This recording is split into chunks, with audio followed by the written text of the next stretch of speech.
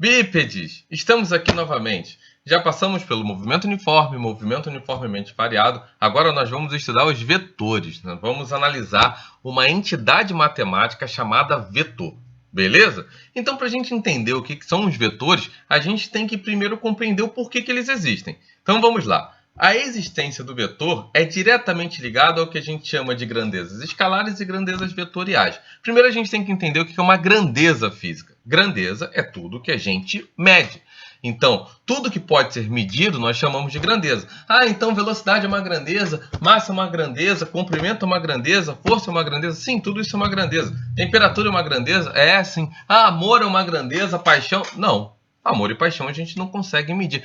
Mas eu sou a pessoa que mais amo no mundo. Sim, mas a gente não tem comparativo, nós não temos unidades para desenvolver essa comparação. Então, por isso que a gente não chama de grandeza. Então, grandeza é tudo que a gente pode medir e que nós temos um padrão comparativo dessa medição. Beleza? Então, nessas grandezas, nós classificamos entre escalares e vetoriais. Vamos às grandezas escalares. O que significa isso? São grandezas que apenas o valor numérico te satisfaz. Então, você vai lá, por exemplo, verificar a sua massa. Você sobe sobre a balança e verifica lá. Por exemplo, eu agora estou, nesse período de quarentena com 87 kg.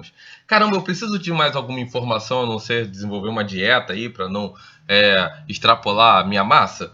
Sim, com exceção disso, tudo bem, mas eu não preciso de mais nada. Eu não tenho 87 kg de cima para baixo, de um lado para o outro. Não, são 87 kg, que é o que a minha balança me informa. A temperatura, a mesma coisa. Eu verifico no termômetro, vejo qual a temperatura de fato eu tenho. Eu não preciso de mais informações. Então, quando você só tem um valor, ou seja, você só tem ali o módulo, que a gente também pode chamar de intensidade ou magnitude, é o que a gente chama de grandeza escalar. Então, só o número da grandeza te satisfaz. Beleza? Aqui, alguns exemplos para a gente, que eu comentei. A massa, o tempo, você olha lá no relógio, verifica quais horas são, já não tem problema nenhum. Você não precisa de mais nenhum tipo de informação. Então, essas são as nossas grandezas escalares. Beleza? E agora, o que significa grandezas vetoriais?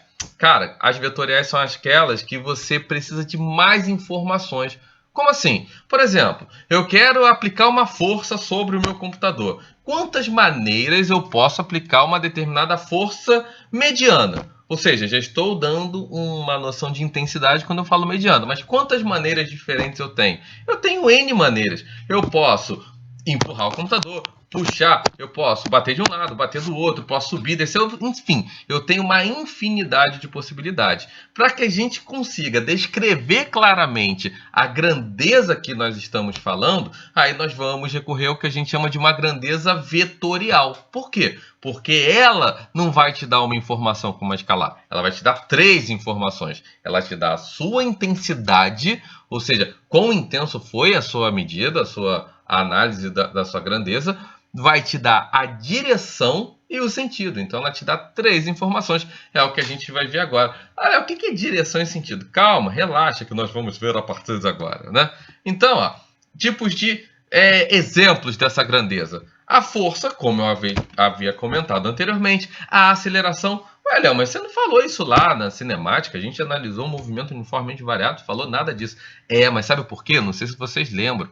Quando a gente analisou o movimento uniformemente variado, nós só estávamos observando movimentos numa linha. O cara só podia ir para um lado ou para o outro. Lembra? A partir de agora, quando eu falo que a minha aceleração ela é vetorial, eu tenho uma infinidade de possibilidades. Eu posso subir, descer, posso sair da tela, posso entrar na tela. Então, eu vou para o mundo 3D. Ali não, ali eu chamo de uma aceleração escalar, ali que eu me refiro que a gente observou no movimento uniformemente variado, porque eu apenas fico numa linha, só vejo numa dimensão. Ele vai para um lado ou vai para o outro. Beleza?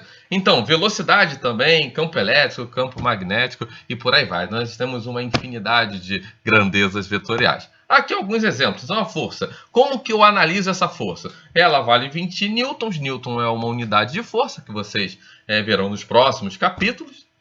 E aqui, e as outras informações, Léo? As outras informações é dada por esse desenho, essa parte gráfica. Essa parte gráfica é o que a gente chama de vetor. Então aqui eu estou na horizontal e eu tenho uma setinha para me informar o sentido. Esse outro desenho, eu tenho essa setinha informando que eu tenho uma velocidade de 12 metros por segundo e essa velocidade está apontada para cima, beleza? Então significa que ele sobe, tranquilo? Foi?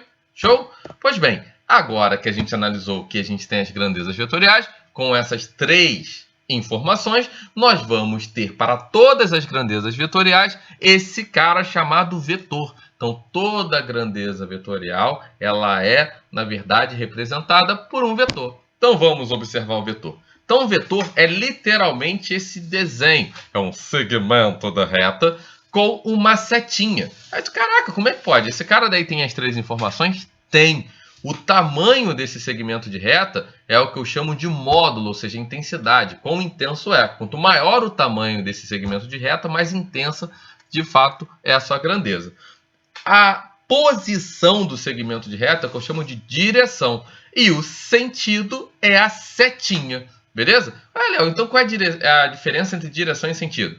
Direção é esse segmento de reta. Imagina como uma estrada. Você tem aqui uma estrada, né? Estou na estrada. Eu vou tomar a direção da estrada. Quantos sentidos a estrada me proporciona? 2, para um lado ou para o outro. Então, sentido é justamente essa setinha. Então, sentido é você pensar nessa reta, por quais possibilidades eu posso caminhar? Ou para um lado ou para o outro. Beleza? Show? Então, vamos nessa, galera. Então, aqui, diferentes vetores, né? Então, eu coloquei, ó, o vetor é a seta, o segmento de reta com a seta. E aqui, ó, a letrinha com essa setinha sempre para a direita. Tá vendo? Tá todo mundo com a setinha para a direita. Para quê? Para eu falar que a letra que fica próxima a essa setinha pequena é uma grandeza vetorial. Então, como que eu interpreto aqui? Vetor V. Cadê o vetor V? É esse grande que fica próximo ao que está escrito aqui. Então, é uma maneira de ler, ó. Vetor F é esse cara aqui. Vetor D é esse cara aqui. Outro vetor V aqui, esse sujeito daqui. Tudo bem? Tranquilo, galera? Foi? Show? Então vamos para a nossa representação do módulo. Ué, Léo, o que é o módulo? Cara, módulo é a intensidade. A intensidade graficamente é representada pelo tamanho do vetor, mas eu posso escrever o seu valor numérico. Como? Assim, ó, eu uso essa nomenclatura. Vamos supor, tem um vetor V aqui e eu quero falar que ele tem um valor 10, né? 10 unidades qualquer. Aí eu escrevo assim, ó, módulo, esse traço aqui é uma representação matemática para módulo, para o valor numérico do meu vetor V, aí escrevo igual a 10. Ou só ponho um V sem setinha nenhuma.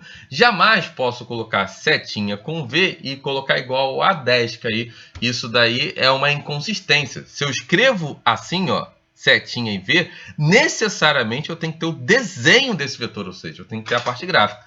Eu não entendi muito bem, não. Vamos dar um exemplo que eu acho que fica mais fácil. Quer ver? Ó? Nesse exemplo, eu tenho aqui um vetor A, né? Vetor de aceleração. Essa aceleração foi inclinada para lá, né? Aí eu quero informar o seguinte, qual é o valor numérico? Porque aqui eu teria que ter alguns quadradinhos para saber o tamanho daquele vetor e assim determinar o módulo. Mas eu quero escrever o seu valor numérico. Aí eu posso escrever assim, ó. Por exemplo, a aceleração tem um valor numérico, ou seja, tem seu módulo 4 metros por segundo ao quadrado. Ou eu escrevo desse jeito, com essa nomenclatura, ou simplesmente assim. Beleza? Nunca posso botar setinha com A e depois escrever 4 metros por segundo ao quadrado. Isso não pode. Beleza, galera? Tranquilo? Então vamos seguir a nossa propriedade vetorial, né? Então vamos aqui analisar alguns tipos de vetores para a gente se familiarizar, né? Então aqui, todos esses vetores, o que eles têm em comum? O que eles têm em comum é a direção, ou seja, a posição de cada vetor em relação ao segmento de reta. Todos estão na horizontal, né? Só esses dois caras estão com o mesmo sentido, né? O Czinho não tem o mesmo sentido de A e B. Ah, eles são iguais? Não, ó. Repara como A tem uma intensidade bem maior. Tranquilo? E agora, esses aqui, o que eles têm em comum? Tem já duas informações em comum. Eles possuem a direção e os sentidos iguais. Ah, mas eles são iguais? Não, porque os tamanhos são diferentes. O do B e do C são até tamanhos muito parecidos, né? Então, eu posso falar até que se esse tamanho é igual, o do B é igual ao do C, eles possuem as mesmas propriedades, as três informações. Então, lembra, posição do segmento de reta, direção. O local em que se encontra a seta, sentido. E o tamanho nos informa a intensidade, beleza? Pois bem, galera, aqui, vetores mega diferentes, ou seja, um para um lado, outro para o outro, né? Mega diferente. E aqui, vetores iguais. O que significa vetores iguais? Com as três características iguais. Modo, tamanho igual. Direção, posição do segmento de reta. E sentido é a localização da seta. Beleza? Então vamos embora, galera. O que é um vetor oposto? Pensa aí, antes de passar o slide. Pensa, cara, pensa, vamos lá. Cara, vetor oposto, algo que é uma oposição é algo contrário, não é? Se é algo contrário, eu falei que numa direção eu tenho duas possibilidades, eu posso ir num sentido ou posso ir no sentido contrário. Isso, o vetor oposto tem uma relação de sentido contrário. Como assim? Olha o que acontece, eu tenho um vetor principal, vetor A. Eu quero o vetor oposto ao A. Logo, é um vetor que é igual ao A em termos de tamanho e direção, porém eu troco a setinha de lugar. Ah, é? É. Olha ele aqui, ó. Eu coloco esse menos justamente para informar que é o vetor oposto ao vetor A. Tudo bem? Então, essa análise vetor oposto é muito utilizada nas somas que nós vamos fazer mais à frente. Vocês, caraca, Léo, soma? É. Faremos algumas somas e não é somar números. São umas somas bem legais que daqui a pouco ela vai aparecer. Então, galera, agora o que nós vamos fazer? Vamos multiplicar um escalar. Agora a palavra escalar para a gente significa número, um valor numérico, por um vetor. Aí tu, pô, como é que você vai multiplicar um número por um segmento de reta com uma seta? Vocês vão ver como isso vai acontecer. Então a brincadeira é o seguinte, ó. Eu tenho um R, que a partir de agora a gente já vai falar o que significa. Sempre que abordarmos esse vetor R, significa vetor resultante. Resultante de resultado de uma operação vetorial. Que ele é igual a um número vezes um vetor. Quando eu pego um número e multiplico por um vetor, eu posso desenvolver duas características. Se esse número for maior do que zero, eu posso esticar o vetor ou comprimir o vetor. Então, esse vetor que eu quero multiplicar, pego aqui um número e multiplico pelo vetor v, eu posso esticá-lo ou comprimi-lo. Agora, se eu tenho esse valor numérico negativo, ele vai ter aquela análise que nós vimos do vetor oposto. Além de esticar ou comprimir, eu posso trocar o sentido. Léo, como assim? Vamos agora para o nosso exemplo, que vai ficar mais tranquilo. Então, ó, tenho aqui um vetor v, 4 tracinhos, né? Ou seja, ele tem um tamanho de 4 quadradinhos, beleza? Aí agora eu quero fazer essa operação, ou seja, o meu vetor resultante tem que ser 2v. Então o que eu vou fazer? Com v eu vou multiplicá-lo por 2. Se eu tenho 4 quadradinhos que ele ocupa, significa que agora o seu tamanho tem que ser de quantos quadradinhos? Isso aí, 8 quadradinhos. Então, ó, repara, o meu vetor resultante agora é esse sujeito aqui. Tudo bem? Ah, Léo, e se eu tenho esse mesmo vetor v, só que agora eu tenho essa operação matemática, ou seja, eu vou multiplicá-lo por menos meio. Aí o que você vai fazer? Multiplicar por meio, dividir por 2, né? Concorda? Logo, de 4 quadradinhos, ele tem que passar para 2 quadradinhos. E o que esse negativo ele vai fazer? Ele vai inverter o sentido desse vetor v. Logo, resultado, ou seja, o vetor resultante, é esse sujeitinho aqui. Lelê? Show? Agora, galera, nós vamos para o que nós chamamos de soma vetorial. Cara, a soma vetorial é extremamente utilizada na física. Extremamente utilizada. Para as nossas grandezas vetoriais, ela é extremamente importante. Ah, Léo, então é só sair pegando e somando? Não. Não, porque agora você tem uma análise gráfica. Vetor é um segmento de reta com uma seta. Então, para você desenvolver a soma vetorial, você precisa necessariamente das nossas operações vetoriais, que vamos chamar de métodos. Nós temos métodos para a soma vetorial. É o que nós vamos ver a partir de agora. Aqui é um simulador que nós vamos utilizar no meio dessas nossas somas vetoriais. Tranquilo? Então, ó, vamos lá, galera. Primeira coisa, né? O resultado da soma, assim como eu já tinha falado anteriormente, significa vetor resultante. Então, toda operação vetorial, o resultado da operação chamamos de vetor resultante. Ele representa todos os vetores, a gente aqui olhando a soma vetorial, o vetor resultante ele vai representar todos os vetores juntos somados. E o mais importante, uma soma vetorial não é literalmente pegar números e sair somando. Você tem que, na verdade, utilizar os métodos que nós vamos ver agora. Então, ó, primeiro método, método do polígono. O que é o método do polígono? Você vai pegar esses vetores, então tem aqui o vetor A, o vetor B, o vetor C. Eu quero fazer uma soma vetorial. Léo, quando que eu sei que é somar vetor ou somar números? Sempre que tivermos as setinhas em cima das letras, significa que nós vamos fazer a soma de vetores. Então, são vetor e eu vou utilizar justamente o meu método do polígono. Beleza? Então, vamos ver como é esse método. O método é simples, né? Aqui, ó. Para isso, devemos posicionar cada vetor junto ao outro, de forma que a extremidade de um vetor coloque-se junto à origem do outro. Aí depois, o vetor soma, que é o resultante, será o vetor que une a origem do primeiro com a extremidade do último, formando, assim, um polígono, né? Então, ó, o que acontece, galera? Como que nós vamos analisar isso? Simples. Parece difícil, mas não é. Olha como a brincadeira é mega simples. Ó, eu quero desenvolver essa soma. Vou pegar o vetor A, copiei, colei. Beleza? Vou pegar o vetor B, copiei, colei. Eu tenho que colar, não posso mudar nada. Olha, como assim não pode mudar? Cara, tu não pode esticar o vetor, porque senão você vai mudar a intensidade. Você não pode alterar a posição do seu segmento de reta, senão você muda a direção. Você não pode trocar a setinha de lugar, nada. Você tem que pegar do jeito que ele está aqui. Ó, é o A, o B e o C. O A é assim, o B é assim e o C é assim. Copio e colo. Show? Copio e colo o outro. Só que eu tenho que botar, ó, setinha na origem. A brincadeira é você criar um caminho com os vetores. Simples assim, ó. Setinha na origem. Depois eu vou lá, coloco C, setinha na origem. Acabei os vetores da soma? Sim. Agora eu vou para o segundo procedimento do método. Qual é o segundo procedimento do método? Você vem da origem do primeiro ao final do último e o resultado fica para cá.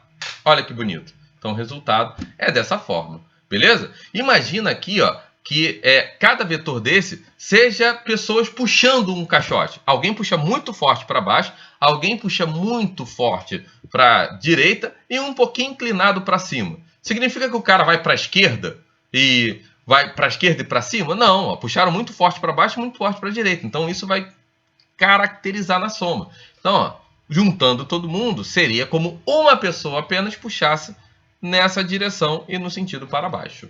Beleza? Tranquilo? Ah, Léo, dá para fazer outras somas? Dá, vamos fazer essas aqui, ó. Eu quero somar A, B e C de novo, ó. Copio e colo, setinha na origem, setinha na origem. Acabei os vetores da soma? Sim. Agora eu venho da origem do primeiro ao final do último.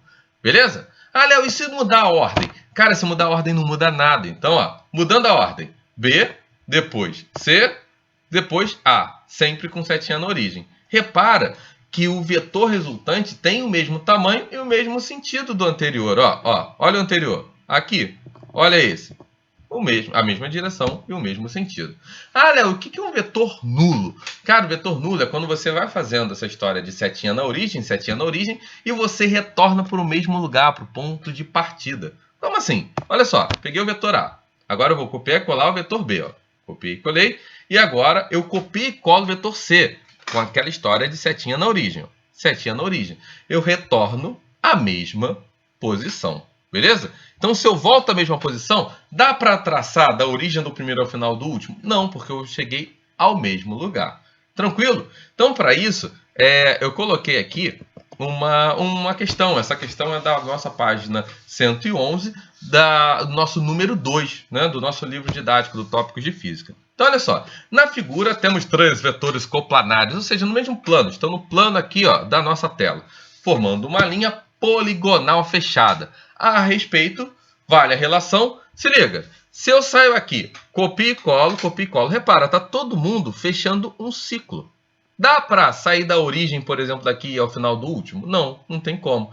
Então, qual é a alternativa certa? Nós temos aqui, ó, a soma desses 3 caras dando um vetor nulo, ou seja, dando 0. Então, a alternativa certa é a nossa C. Beleza? Tranquilo? Ah, galera, vamos fazer mais uma? Vamos nos empolgar aqui. Vamos fazer mais uma, né? Se liga, eu tenho aquela soma vetorial ali, ó. Dados os vetores A e B, a melhor representação para o vetor A e B, qual será, né? Pois bem, galera, como que nós vamos fazer isso? Vamos pegar, copiar e colar o vetor. Então, ó, vou usar a régua. Como que a gente faz? Ó, repara, o vetor A não são 3 quadradinhos para baixo e 2 para o lado direito? Eu coloco aqui, isso. Então, ó, vou vir aqui, ó, 3 quadradinhos para baixo, 2 para a direita. Então, ó, essa régua virtual me ajuda pra caramba, porque eu consigo fazer de forma mais simples, né? Ó, vou tentar aqui dar um zoom para ficar mais bonitinho, né? Ó, opa, trum. Vamos lá, tum, tum, tum. Ó, esse aqui, o meu vetor A, né? A, né? Vou tirar essa proeminência ali, que não vai nos ajudar. E agora eu vou pegar o vetor B. Cara, vetor B são 2 quadradinhos para a direita e 3 para cima. Só que você tem que colocar de tal forma que grude setinha na origem. É a única coisa, galera. A única coisa que você precisa se importar. Então, desenho. Olha que bonito, né? Você tem uma parte da física que é para desenhar. Ó, esse é o vetor B. Pois bem, terminei a soma? Terminei os vetores que compõem a soma. Agora eu tenho que botar o resultado. Que é o resultado? Vou botar aqui em vermelhinho. O resultado é vir da origem do primeiro. Vou tentar a mão livre, hein? Ó, vou tampar até aqui. Não vou tentar com a mão direita. Eu sou canhoto, mas vou tentar. Ó, é vir da origem do primeiro ao final do último. Até que não ficou ruim, né? Ele que quis montar um triângulo aqui que eu não quero, né? Então, ó, esse aqui, agora eu coloquei a mão na frente da tela, é o nosso vetor resultante. Então, qual é a alternativa? É a D, de dromedário.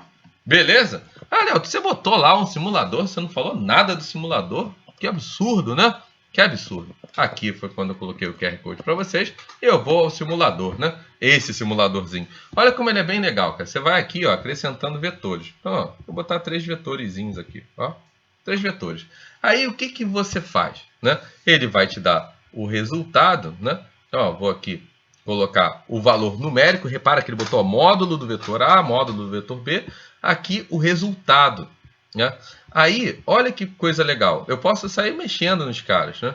Ah, Léo, esse método do polígono vai resolver? Vamos ver. Lembra que o método do polígono é setinha na origem? Ó? Então, eu vou só deitar isso aqui um pouquinho para cá, assim. Ó, setinha na origem, concorda? Ali, ó. Agora eu vou fechar isso aqui, ó. Setinha na origem. Lembra? Venho da origem do primeiro ao final do último. Aí eu tenho o resultado. Olha lá como encaixou legal. Ah, Léo, dá para fazer de novo? Vamos brincar só mais uma vez. Só para não ficar um vídeo também muito grande, né? Senão vocês, caraca, Léo, que vídeo absurdo que você fez. Poxa, coitado da gente. É verdade, verdade. Às vezes eu me empolgo aqui. Então, ó, vamos lá. Vou pegar aqui, ó. Vamos fazer agora essa soma. Ó, a ordem, tanto faz. Ó, setinha na origem. Ó, setinha na origem. Agora, venho da origem do primeiro ao final do último. Olha como encaixa perfeitamente. Beleza? Agora vamos ao método do paralelogramo. Caramba, o que é o método do paralelogramo? É um outro método diferente do primeiro. Léo, por que existe um outro método? Já não tá bom um? Não sei se vocês perceberam. O método do polígono ele é muito bom, ele é fácil de desenvolver, só que tem um pequeno grande problema. Qual? Pelo método do polígono, ele não nos dá uma equação matemática para a gente determinar a intensidade, ou seja, o tamanho do vetor resultante. Então, a gente precisa analisar geometricamente o que nós temos para descobrir o tamanho do vetor resultante, que é, consequentemente, a intensidade.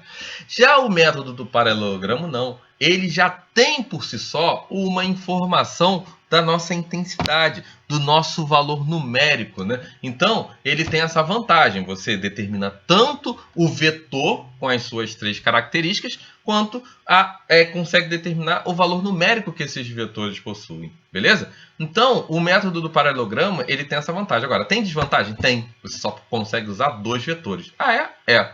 Então, olha como nós vamos tê-los.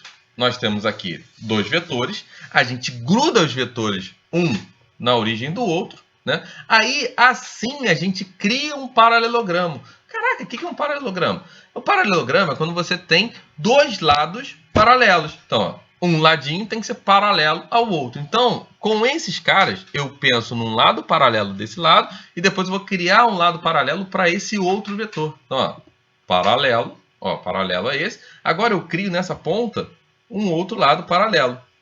Aí, consequentemente, eu criei um paralelogramo. Por isso que o nome do método é paralelogramo.